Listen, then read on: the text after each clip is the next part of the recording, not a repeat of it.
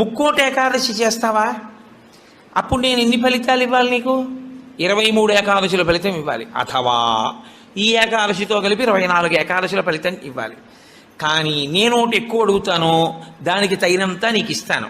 నేను అడిగిన ఎక్కువ చెయ్యాలి. నువ్వు అడిగిన దానికన్నా కొన్ని కోటి రెట్లు ఇస్తా. 3 కోట్ల ఏకాదశుల ఫలితం ఇస్తా. కానీ మామూలు ఏకాదశుల కన్నా విరుద్ధంగా నువ్వు దీన్ని చెయ్యి. ఎందువల్ల విరుద్ధంగా చేయవలసి ఉంటుంది ముక్కోటి ఏకాదశి అంటే, మామూలు ఏకాదశి నాడు మీరు ఉపవాసం చేసేటప్పుడు పండు కాని, కాయ కాని, అథవా కాసిన పాలు కాని తాగితే ఉపద్రవం ఏం రాదు. దానికి దోషం పట్టదు శాస్త్రం. ఎందుకంటే శాస్త్రం ఉపవాసం మీద చర్చ చేస్తుంది.